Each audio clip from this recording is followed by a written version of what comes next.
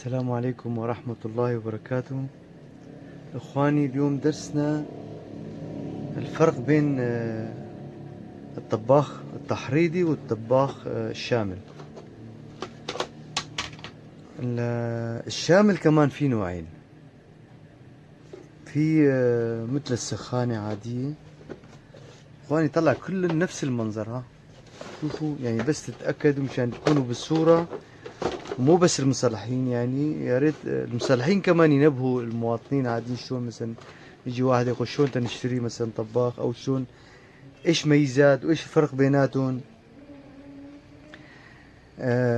هلا هون هاد مسجل عليه اليبكو ومنظر حلو كذا، تفتحه من جوا سخانة عادية. طبعا الدارة انا فكيتها، هاي الدارة تبعه، شاشة مثل عادي وبيشتغل كذا، بس شو القلب سخانة عادية. هاد واحد، هذا من نوع الشامل عم. هذا واحد. نجي هذا الثاني كمان، هذا شامفورد، وكمان شوفوا يعني لمس ويعني نفس ما تفرق بيناتهم. بتفكوا هذا كمان لمبات بروجيكتور. عرفتوا شلون؟ لمبات بروجيكتور عادية يعني، او يقولوا له هالوجين، او مثلا هيلوجين. طبعا هاي اللمبات نفسها في سخانات كمان هيلوجين، او مثلا في من يسموها حبيبات. المهم هذا كمان نفس الدارة، و نفس طبعا نفس هاي انه دارة ولمس، يعني قصدي يعني مو الدارة تبع التحريض. كمان نفس الشيء. طبعا هذا مبدأه بالذات يعني، شوفوا يعني لاحظوا الفرق بينه وبين التحريض يعني. اخواني هاد نفس بزمانه انا شرحت لكم عن سخان الحمام، يمكن تتذكروا ما تتذكروا. هذا الدايمر، هذا تسخين سخان الحمام على المولدة، على الأمبيرات، يعني كيف تسخن. في عندي فيديو يمكن أكيد أغلبكم شايفينه. هذا شلون مثلا بتشغل المولدة على الأمبيرات. هذا الدايمر نفسه جواته هون. شلون يعني جواته؟ هلا هذا مثل ما قلت الدايمر فيه ترياك وعم تتحكم فيه، فيه ترياك ودياك، وهي المقاومة متغيرة. هذا نفسه، شوفوا مشان لا يعني خاصة الهاويين أو المبتدئين، مشان تكونوا بالصورة بالذات يعني، ولا تخربطوا يعني. هذا جواته ترياك، هذا ترياك، مو ترانزستور موسفيت، مشان لا تخربطوا. هذا ترياك، وهذا مجرد شلون عاملين دارة له لمس، وبدل المقاومة المتغيرة اللي قلت لكم عليها، المقاومة المتغيرة تبع الدايمر، هذا انه تنخي وتعلي مثلا الفولت، مثلا تنخي مثلا القوة تبعه، يعني تقدر تزيد القوة الحرارة يعني، وتقدر تنقص. بقى بدل يدويا ومقاومة سوى لمس. هذا مشان نشوف يعني الشركات شلون عم تنافس بعضها. فكروا انه اغلبهم بقى هلا حاليا تشوف لك هذا اغلى من التحريضي صاير بالسوق يعني. طبعا هلا بدي اقول لكم ايش ليش اغلى وليش يعني. المهم هذا كمان نفس الشيء، مثل ما قلت لكم هاي سخانة عادية، وحاطين له كمان نفس الشيء دايمر ترياك يعني. طبعا كمان هذا الترياك يتحكم، شاشة ويتحكم فيها.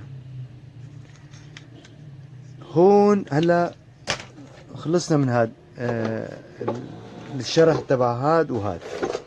هدول اثنين يقولوا اسمهم شامل بالسوق يعني. هذا تحريضي،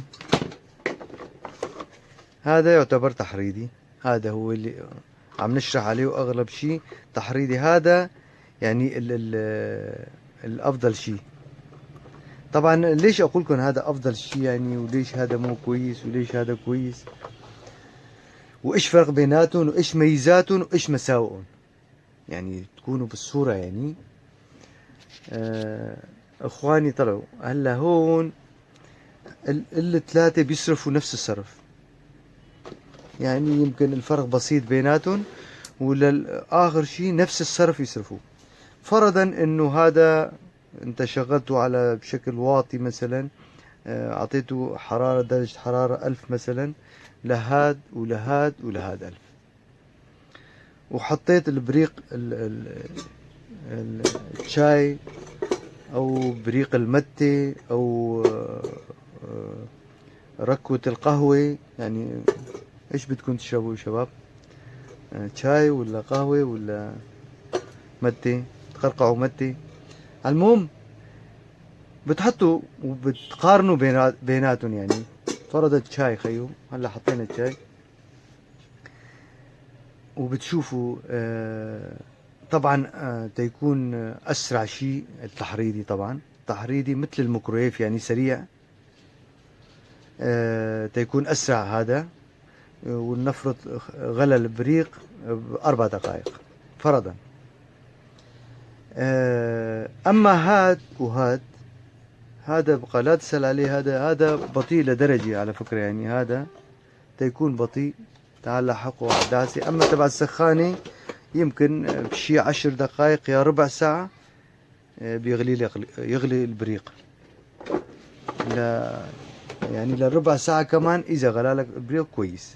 أما هذا ل20 دقيقة ونص ساعة إذا بيغلي لك البريق، لأنه لمبة البروجيكتور وإلى ما يحمي. هلا هذا سلك سخان، هذا اللي عم أقول لك عليه، هذا تيسخن قبل. أما هذا 4 دقائق 5 دقائق بيغلي لك. الفرق بيناتهم شلون بقى؟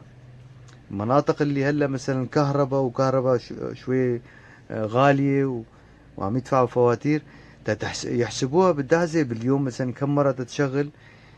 نحن بهاللحظة لحظة غليان البريق، يعني لاحظوا لحظة غليان البريق ب5 دقائق هذا غلي بريق مثلا أكل 6 أمبير مثلا، أمبيرات مثلا 6 مثلا ضرب، هو أصله أمبير ساعة يعني عدد ساعات العمل 5 أمبير، وهون هذا نص ساعة وهذا ربع ساعة. شقد صرف؟ طبعا هذا صرف أقل، هذا بيوفر لك كهرباء كتير. هاد ميزة من ميزات التحريضي. أما مثلا هاد إيش في ميزات لهذا الشامل، وليش ينباع أكثر شيء، وليش صاير أغلى، يعني أغلى من هاد، يعني مع إنه هذا تكلفته أغلى من هاد. ليش يعني السبب إنه هاد يعني النسوان بيروحوا على المحل تشوف لك مع جوزها كذا، وتعرف يعني المرأة إذا بتقول شغلة إنه بدي هاي، لأنه هي المرأة هي اللي تشتغل على، مو جوزها عم يشتغل، هي اللي بتحدد إنه بدي هاي ولا بدي هاي. لذلك المرأة تيكون هذا السخان الشامل مرغوب عندها أكثر من التحريضي. ليش؟ هذا الشامل بيشتغل كل شيء عليه، بافون، ايش ما كان، يعني نحاس، ألمنيوم، حديد، ايش طناجر، ايش بدك، ايش ركوات، ايش بريق، ايش طنجرة، بيشتغل على هدول اثنين. هاي الميزة تبعهم هيك شامل. هذا سمي شامل لأنه بيشمل كل شيء بيشتغل عليه. أما هذا المسكين، هذا التحريضي ما يشتغل غير عليه إلا الشغلات ستانلس، يعني الحديد المغناطيس، يعني الشغلات يعني يعتبر معين يعني. وطبعا هلا مستقبلا على نفكر نحن، انتم ما عم تلاحظوا مشكلة واحد إذا بفكر مستقبل في شغلات كثير، يعني أغلب القطع اللي في المطبخ سواء طنجرة أو بريق أو ركوة كلهم صايرين ستانلس. يعني هلا البافون ما بافون هلا اغلبهم الالمنيوم شغلات هيك كلها، يعني من زمان التغوا، هاي مثل ما يقولوا دقة قديمة قديمة كان. يعني المستقبل نحو التحريض وتحريضي، يعني تبع التحريضي سخان عم بيروح اكثر. بس انا هذا يعني هالفيديو كنت بدي اشرح لكم اياه مشان تستوعبوا اي واحد وايش فرق بيناتهم وايش هذا الشامل وهدول. يعني طبعا هذا كمان هلا يجي واحد يقول لك على المجموعة ونشرنا والله خيو عندي طباخ شامفورت والله عم يطلع اي كذا. يا اخي اي كذا اخر شي بيطلع لك مو تحريضي، بيطلع لك من هون. هدول بقى هذا اعطالهم. هذا كمان باذن الله هلا عم ارسم مخطط له وايش اعطالهم. وهدول يعني على فكره ما حدا شرح عليهم كثير عليهم. هلا عم ارسم مخطط تبعهم وان شاء الله واعطالهم، وبدي اسجلهم شلون ما شرحت لكم هذا الطباخ التحريري شلون شرحت لكم اياه. ولسه طبعا لسه في يعني في كثير لسه، يعني نحن ببدايتنا بالطباخ التحريري. يعني لا تستعجلوا كثير. هذا كل واحد يقول بدي والله مخطط او كذا. يا اخوة والله المخطط عم اشتغل فيه ليلا نهارا، بس مشكلة في شغلات تانية اريد اضيفها. مثلا مخطط اذا نزلناه ايش اعطال ايش كذا مشان يجي ابدا بتحطها هيك قدامك وبتصلح اي طباخ باذن الله طبعا. بس قصدي انه هلا هذا كمان على ان شاء الله قريبا هذا كمان هلا عم رسمت له مخطط لسه عم اجهزه يعني كمان. وايش في اعطال بقى، يعني مو كل واحد والله يجي يقول عندي شامفورد ويطلع لي مو تحريدي يطلع لي شامل. لازم تذكروا بالهاي انه والله هذا شامل هذا تحريدي، تذكروا ها. هاي يعني فرق بيناتهم. هذا يعتبر الشامل ترياق يستخدم، اما هذا التحريدي مسفت ترانزستور عادي مسفت. هذا الفرق بيناتهم. طبعا مثل ما قلت لكم الترياق مفتاح الكتروني للتيار المتناوب، اما الترانزستور مفتاح الكتروني للتيار المستمر. شوف فرق بيناتهم يعني مشان تعرفوا يعني. وبإذن الله إن شاء الله استفدتوا من هالدرس. والسلام عليكم ورحمة الله وبركاته.